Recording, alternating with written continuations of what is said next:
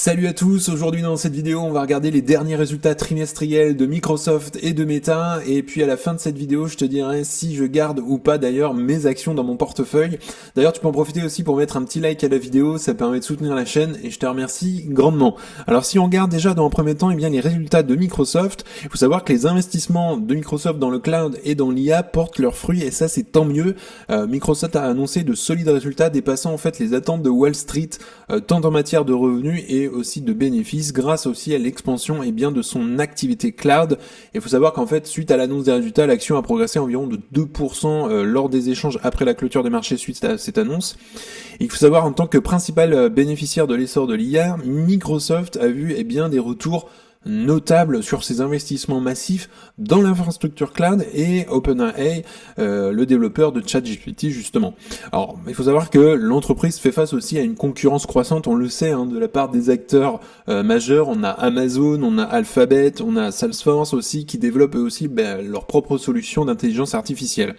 Alors, si on regarde dans le détail, les résultats financiers du trimestre surpassent surtout les prévisions de Wall Street, comme je le disais, et ils ont déclaré un bénéfice par action de 3,30 $ pour un chiffre d'affaires de 65,6 milliards ce trimestre. Ça dépasse les prévisions des analystes qui tablaient eux plutôt sur un bénéfice par action à 3,10 et puis des revenus à 64,5, donc tant mieux dans un sens. Au même trimestre l'année dernière, Microsoft avait affiché, c'est surtout ça qu'il faut regarder, un bénéfice par action à 2,99 $ pour un chiffre d'affaires de 56,5 milliards. Donc là, il y a une sacrée progression, une sacrée croissance, et d'une année à l'autre, et ça, c'est vraiment très important. Alors, le PDG de Microsoft a souligné l'impact transformateur de l'IA sur les processus de travail. Il a déclaré « La transformation pilotée par l'IA change le travail, les artefacts et de travail et les flux de travail dans chaque rôle, fonction et processus commercial. Nous élargissons notre opportunité et gagnons de nouveaux clients en les aidant à appliquer notre plateforme et outils d'IA pour stimuler une nouvelle croissance et une meilleure rentabilité opérationnel, donc ça il faut quand même le souligner. Ensuite, les revenus du cloud commercial continuent évidemment de stimuler la croissance et ça c'est tant mieux pour nous actionnaires. Les revenus du cloud commercial de Microsoft, qui inclut d'ailleurs diverses offres de services cloud, ont atteint 38,9 milliards de dollars. Et ça bat les estimations qui étaient à 38,1. Et donc cette croissance évidemment témoigne de la forte demande pour les solutions cloud dans l'ère numérique. Et puis cette expansion du segment d'ailleurs Intelligent Cloud avec les services Azure, donc a généré, il faut savoir, ce trimestre 24,1 milliards de revenus, et soit une augmentation en fait de 20% par rapport à l'année précédente. Donc ça c'est vraiment très très bien. Et donc les services d'IA dans Azure ont contribué à hauteur de 12 points d'ailleurs de pourcentage à cette croissance, mettant en évidence d'ailleurs l'impact de l'IA sur les offres cloud de Microsoft. Donc ça c'est tant mieux, ils incluent de plus en plus l'intelligence artificielle dans leurs produits Microsoft. Et donc croissance aussi dans les principaux segments d'activité, en plus des services cloud, la division productivité et processus métier de Microsoft, qui comprend d'ailleurs la suite Microsoft 365, cette partie-là a généré des revenus de 28,3 milliards de dollars, soit une augmentation de 12% par an. Et par ailleurs d'ailleurs le segment More Personal Computing, qui est axé sur Windows, les appareils et le gaming a vu ses revenus augmenter de 17% pour atteindre 13,2 milliards de dollars, donc c'est énorme, et ça c'est tant mieux. Et puis il y a aussi une reprise du marché des PC, et puis aussi le lancement des PC Copilot+, donc le marché des PC qui se remet aussi progressivement d'un récent ralentissement, montre des signes de reprise. Donc ça, on aime ça. Et donc Microsoft et puis ses partenaires fabricants promeuvent une nouvelle catégorie d'appareils équipés d'intelligence artificielle, appelée justement le PC Copilot+, qui intègre d'ailleurs des capacités avancées d'intelligence artificielle pour profiter de l'engouement actuel pour l'IA. Donc ça, bien vu par Microsoft. Alors, pour terminer un petit peu sur Microsoft, en termes de performance des actions Microsoft par rapport à la concurrence, bien que les actions Microsoft aient progressé de 28% au cours de l'année écoulée, cette croissance reste en dessous de celle de l'indice S&P 500 quand même, il faut le souligner, lui qui a augmenté de 41% sur la même période. Donc il y a des concurrents aussi comme Alphabet, comme Amazon qui ont enregistré des rendements beaucoup plus élevés, surtout avec des actions en hausse de 42% et de 49% pour Amazon justement.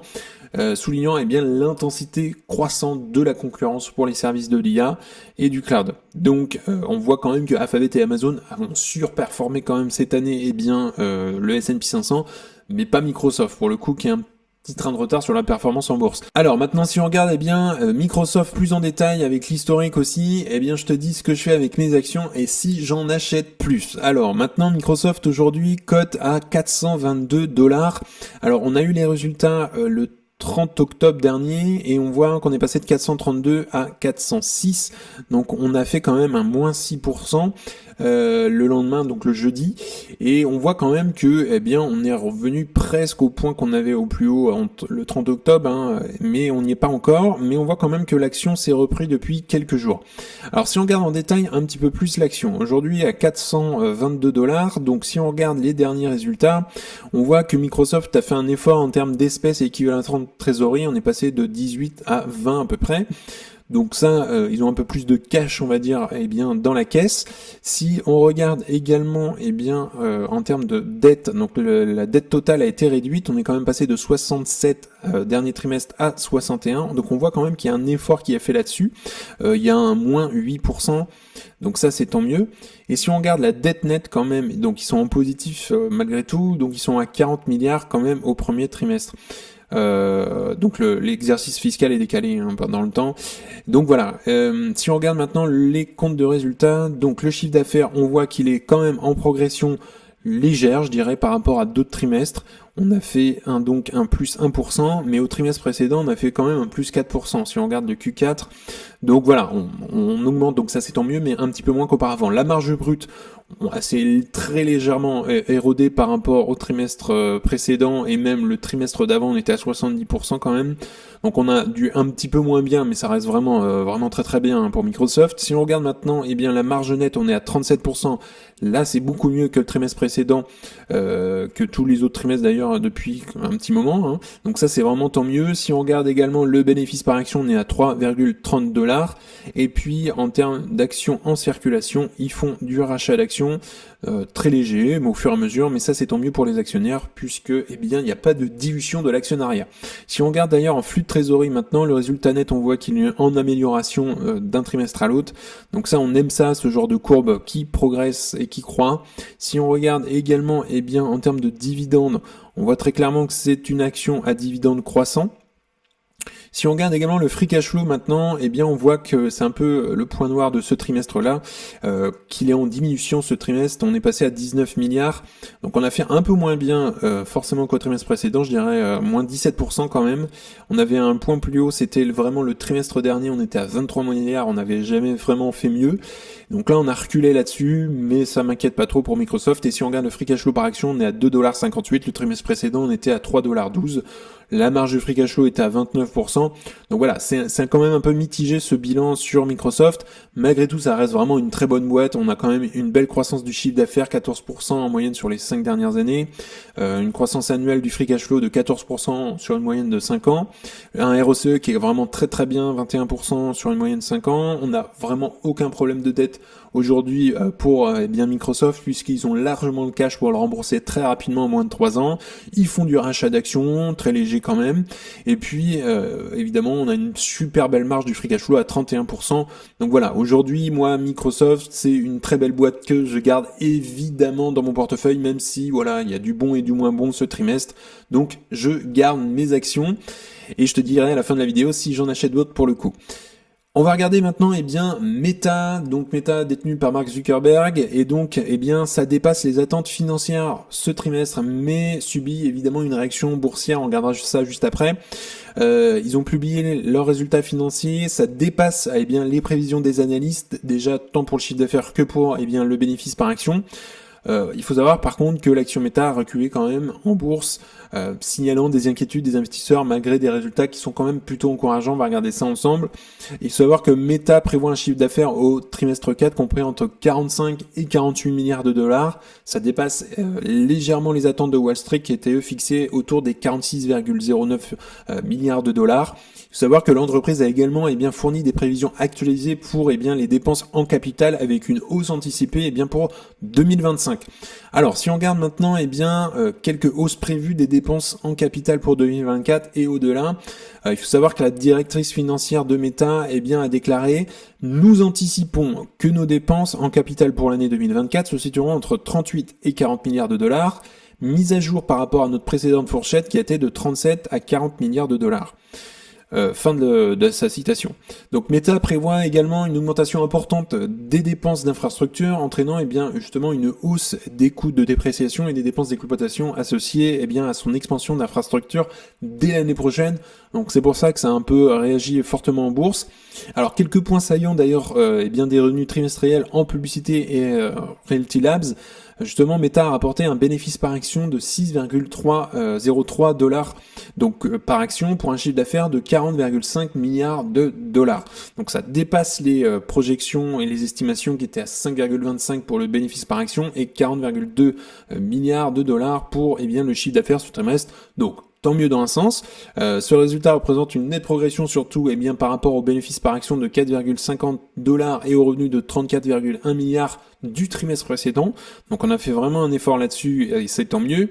Les revenus publicitaires de Meta ont atteint 39,8 milliards, dépassant en fait légèrement les attentes des analystes qui étaient eux à 39,7 milliards estimés. Donc on est un peu mieux. Et puis en revanche, par contre, c'est les segments Realty Labs qui incluent d'ailleurs la gamme de casques avec le casque Quest là, qu'on a vu récemment, qui a été présenté par Mark Zuckerberg, qui a généré 270 millions de dollars de revenus, un peu en deçà des prévisions avec une perte de 4,4 milliards pour ce trimestre. Alors si on regarde maintenant les nouvelles fonctionnalités de recherche et de développement AR dévoilées à MetaConnect, suite à un rapport de The Information, Meta a confirmé qu'elle développe une nouvelle fonction de recherche pour son service Meta AI, donc intelligence artificielle, afin de répondre aux questions des utilisateurs sur les actualités, réduisant ainsi sa dépense au moteur de recherche externe.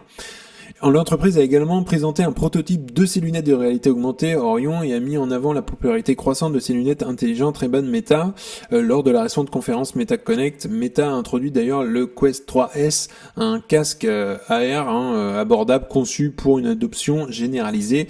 Donc on va voir comment ça évolue, c'est assez intriguant ce casque et j'ai hâte de voir comment évolue le produit, mais en tout cas ils ont fait vraiment des gros progrès d'ailleurs sur le design et sur tout ce qui est aspect technologique intégré dans le casque. Alors pour Meta, des défis juridiques et pression financière en cours, on sait que Meta se concentre aussi sur l'innovation technologique, mais elle fait face à des défis juridiques et réglementaires évidemment, notamment une action en justice antitrust de la FTC qui est l'accusant de pratiques d'ailleurs monopolistiques, on a eu aussi Google ces derniers temps. D'autres poursuites ont été déposées affirmant que la plateforme de Meta ont un impact significatif sur la santé mentale des adolescents. Et également, au milieu de ces défis, les dépenses en capital de Meta ont atteint 9,2 milliards ce trimestre, reflétant les coûts continus de ses ambitions en matière de développement d'IA et de matériel. Donc voilà, il y a des pressions juridiques derrière, un peu comme Google, mais pour moi ça a peu d'importance en soi. Donc maintenant si on regarde par rapport à l'historique et je vous dis ce que je fais avec l'action Meta si j'en achète. Donc Meta aujourd'hui elle est à 589 dollars, donc on a eu les résultats le 30 également comme Microsoft, on est passé de 591. Lendemain, on était à moins 4%, donc on est passé quand même à 567, on est tombé quand même à 560 et l'action s'est vraiment bien repris, on est revenu quand même au point qu'on avait juste avant les résultats. Donc si on regarde par rapport à l'historique aujourd'hui pour Meta, en termes de bilan déjà d'un premier temps, on voit clairement qu'en termes d'espèces et d'équivalent de trésorerie, ils ont plus de cash qu'au trimestre précédent. Donc ça, tant mieux dans un sens. Quelque part aussi, si on regarde la dette, on voit qu'ils ont fait un effort sur la dette totale pour la réduire quand même de moins 24% par rapport au trimestre précédent. Et donc si on regarde la dette nette, ils ont du cash. Ils sont à moins 15 milliards. Donc ça, c'est vraiment très bien. Ils ont ce qu'il faut, donc pas de problème de dette là-dessus. Si on regarde en termes de chiffre d'affaires, on voit l'augmentation à 40 milliards ce trimestre. Donc voilà, on est vraiment à un point haut quand même, en plus 3,89% par rapport au trimestre précédent.